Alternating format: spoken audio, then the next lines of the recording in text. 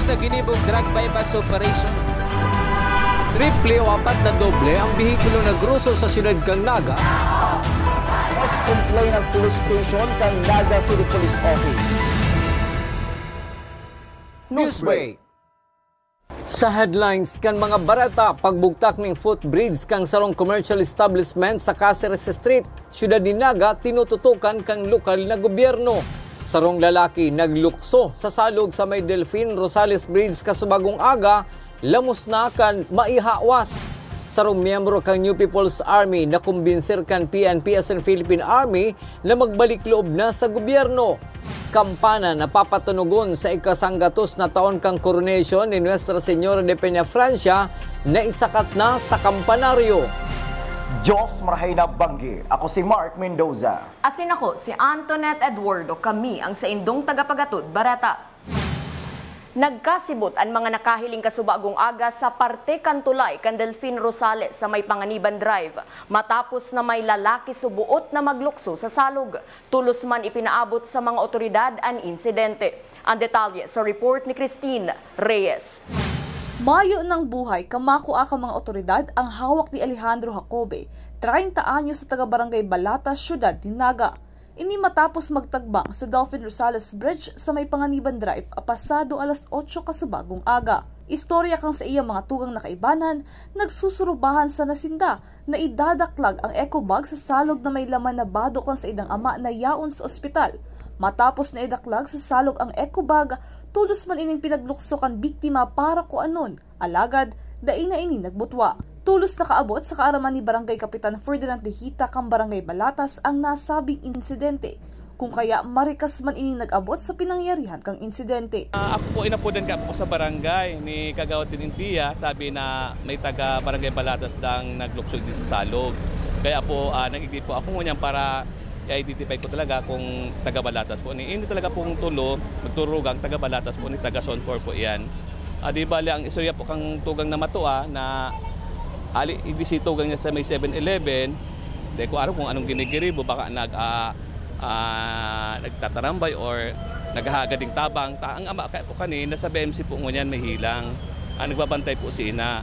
Siguro si Bado po kang ama, base po sabi ka yung tugang na matua, idinaklag na po hindi sa salog. Kaya ginibo, bigkua. Yun na yan. Mga 8 da po nangyari. Pagtagbang kanto ganyang saro sa salog, dahil na po nagbutwa, alagad nag-agad na po sila ng tabang, hindi po sa tanod po sa barangay Lerma po.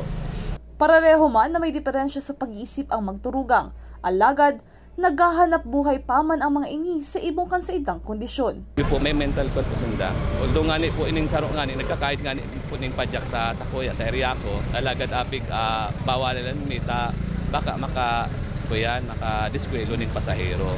Kaya ngunyan po, dami man mapugulan, minsan nga nagpapaparking po yan, minsan naghahagad. Tayo man po ang sayang pero income niya man, pangangay po sa pagkakanaraal daw po. Para sa One Media TV 48 Naga, Christine Reyes, Newsbreak. Mientras tanto, kabali sa nagtarabang-tabang na maihawas sa salog ang lawas kan biktimang si Kenneth Jacobe, residente kan Maoba Habitat Barangay Balatas, Naga City, iyo ang City Disaster Risk Reduction and Management Office, Philippine Coast Guard Kamaligan Detachment, Philippine Coast Guard Auxiliary 907th Flotilla Squadron, Police Station 1 as in Barangay Tanod kan Barangay San Francisco. Padagos pa sa mga bareta, sarong aktibong miyembro kang rebelding grupo sa Camarines Sur ang nakumbinsir kan PNP as in Philippine Army na magbalik loob na sa gobyerno. Kan suugba nakahampangan na ini ni Camarines Sur Police Provincial Director Police Colonel Virgilio Olalia Jr. Aramon tama ng kumpletong detalye sa report ni Christine Reyes. Sarong trayumpo ang pagsuko o pagbalik loob ka miyembro kan New People's Army sa kapulisan asin militar. Patunay subot inin na nagiging epektibo ang sa paglaban para sa katuninungan kang banwaan. Kasuod mang hapon, sarong miyembro ning rebelding grupo sa Camarines Sur ang nagbalik loob sa PNP asin Philippine Army. Ini sa paagi kan pagtatarabangan kan man iba-ibang unit kan PNP sa Bicol, Camarines Sur asin Philippine Army sa rehiyon. So may isa pong sumuko kahapon na miyembro ng makakaliwang grupo. Sa 2nd PMFC ng Camarines Sur PPO at katuwang po yung 83rd Infantry Battalion. Importante po ito, isang tagumpay po ito sa programa ng gobyerno na mahikayat na mapabalik po sa ating pamahalaan ng ating mga kababayan o mga kapatid pong medyo naligaw po ng landas. So, isa po itong panimula, sana mas madagdagan pa po at mahikayat para po mas mapagbuti natin ang kapayapaan dito sa ating probinsya. Nagtaumanin pinansyal na tabang si Police Colonel Virgilio Olalia Jr., Provincial Director kan PNP Camarines Sur. Inipeeno tatabang para sa pagpuon sa pagbabagong buhay kan nasabing dating rebelde kay bana ng sa iyang pamilya. Apwera pa ini sa ayuda kan gobyerno sa iraron kan ICLIP program. Nagbigay po siya ng financial assistance dun sa ating sumuko kahapon. Pauna po yun kasi syempre po yung ipoproseso pa po yung mga assistance na ibibigay talaga ng gobyerno. Para sa One Media TV48 Naga, Christine Reyes, Newsbreak. Mientras tanto, sa ibang isyu, sa pagtukaw ni Police Colonel Virgilio Olalia Jr. bilang Police Director kang Camarines Sur Police Provincial Office, mayo pa man reshuffle na mangyayari sa kada opisina. Kabali sa pinaghihiling iyo ang performance kang kada Chief of Police sa mga municipal police station sa Camarines Sur.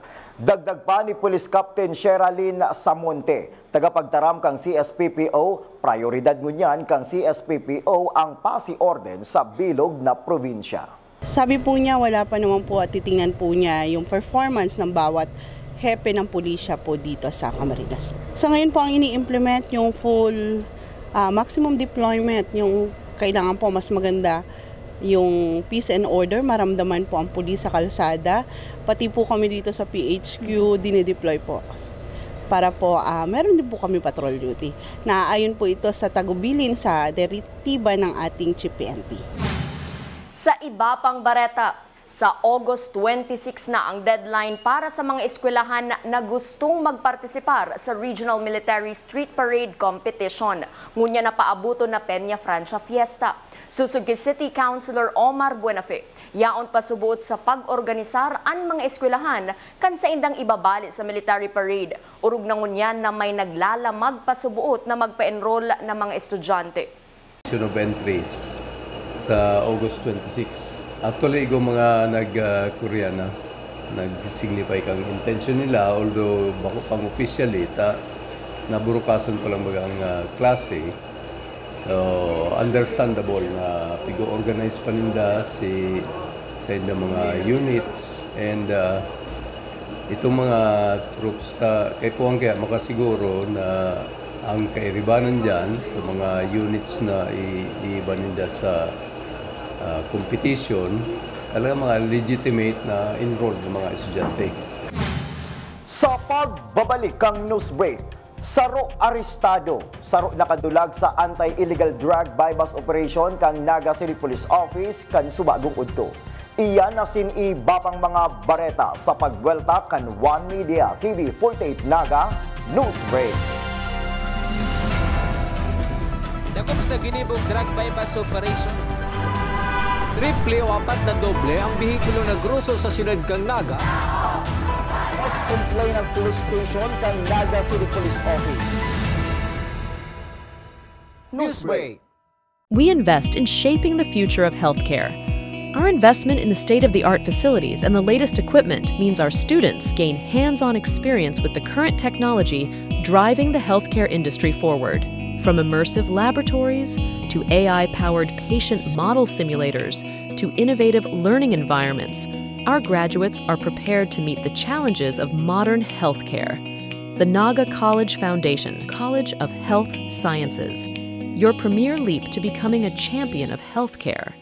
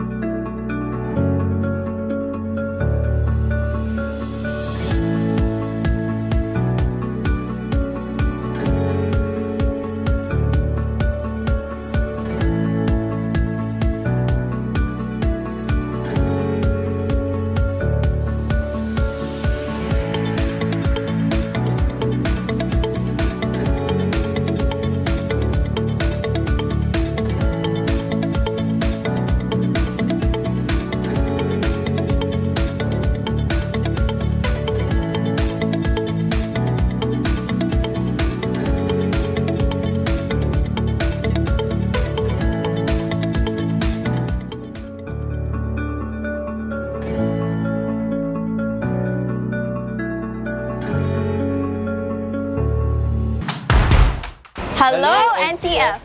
Welcome to the Naga College Foundation Incorporated, where academic excellence meets limitless opportunities. Welcome to the home of the champions. Join us as we leap into the future.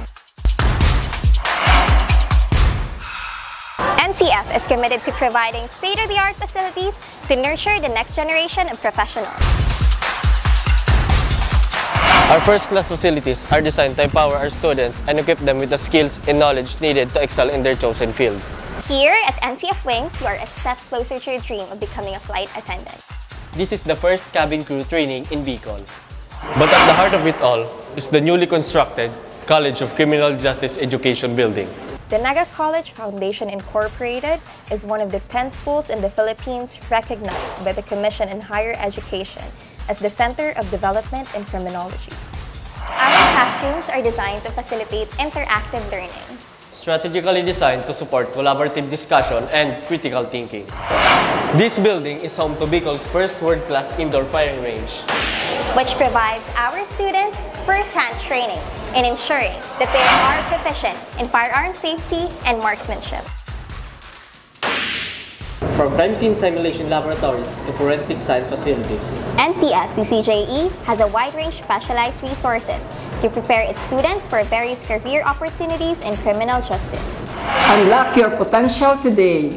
Join us as we leap into the future. Join the Naga College Foundation College of Criminal Justice Education.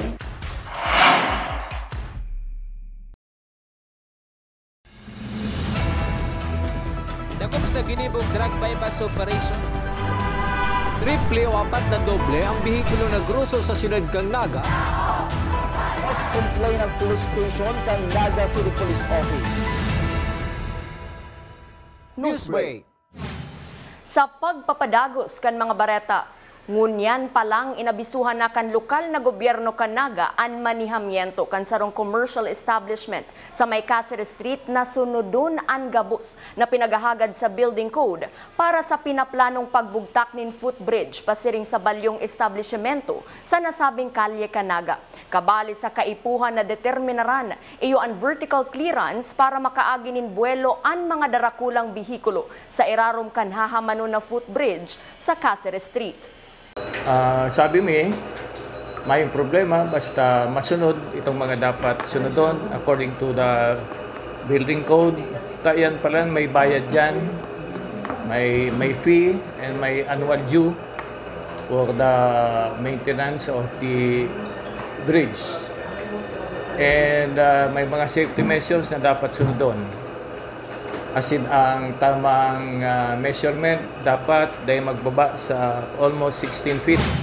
Sa satuyang police report, 3 persona ang inaresto kan mga tauhan kang San Fernando Municipal Police Station huli sa pagkawat ning tong eats sa Zone 4, Barangay Rizal, San Fernando, Camarines Sur. Ang mga inaresto pinagbisto sa mga alias na Tina, 60 anyos, si Jenny, 52 anyos, asin alias Jose, 21 anyos. Gabos residente kan nasabing barangay. 578 pesos na taya asin baraha ang nakumpiskar sa mga suspek. Nayaon ngunyan sa kustodiya kan San Fernando Municipal Police Station. Padago sa mga bareta, pasado alas 10 nin udto kasubago kan magkondusir nin anti-illegal drug by bust operation an mga operatiba kan Police Station number 1 sa Jolly Neighborhood Association sa Barangay Santa Cruz, Syudad ni Naga. Digdi na aresto ang suspect na si alias Tintin, 34 anyos, residente kan Barangay Peña Francia. Alagad na kadulag ang kaibahan kaining si alias Junjun na taga Concepcion, Pequeña. Sarong sa Sheinin subuot shabuan na bakal sa suspect sa kantidad na 1,000 pesos, mantang tulong plastic sa shade panin subuot shabu ang na-recover kan magkondusir nin body search sa suspect. Sa iba pang police report, sa Sitio Uli-Uli, Barangay Iba, Hagunoy, Bulacan na aresto kan mga tauhan kan Police Station number 4 kang Naga City Police Office asin Hagunoy PNP ang akusadong si alias Alexis, 57 anyos, caretaker ning sarong resort asin residente kan Kilometro 11, Barangay Carolina, Syudad ning Naga. Huli sa warrant of arrest para sa 5 counts sa pagbalgar kang anti-child abuse law. Pwede man ang akusado na magpiyansa sa kantidad na 180,000 pesos kada counts kang nasabing kaso o 900,000 pesos. Sa iba pang bareta, matapos ang ginibong pagbendisyon sa tulong kampana para kin Nuestra Señora de Peña Francia, Divino Rostro asin St. John the Evangelist kasuudma. Ngunyan manaal daw pinagsakat na asin ibinugtak na sa kampanaryo ang tulong kampana. Napapatanugon na sa masunod pang bulan kasabay kan reenactment kan pagkorona kin Nuestra Señora de Peña Francia. May sanggatos na taon na ang nakakalihis. Isasaray naman ang lumang kampana na magiging parte na kan istorya kan Arkidiocese kan Cáceres. Asin nga ng mga bidang baretang nakalap kan mas pinakusog na puwersa kan One Media TV 48 Naga News and Bicol Affairs. Day malingaw na follow ang samuyang official Facebook fanpage One Media TV 48 Naga. Ako po si Mark Mendoza. Padagos kaming mahatod nin mga baretang garantisadong nangingenot asin napapanahon. I-hit ang subscribe button sa samuyang official YouTube channel, One Media TV 48 Naga, tanganing updated kita sa mga bareta asin istoryang bida. An Bicolano. Ako si Antoinette Eduardo asin ini, an One Media TV 48 Naga Newsbreak. Dakop sa ginibong drug bypass operation. Triple o 4 na doble ang bihikulo na gruso sa siyudad kang Naga. Mas complain ang police station kang Naga City Police Office. Newsbreak. Flight attendants, prepare for takeoff, please.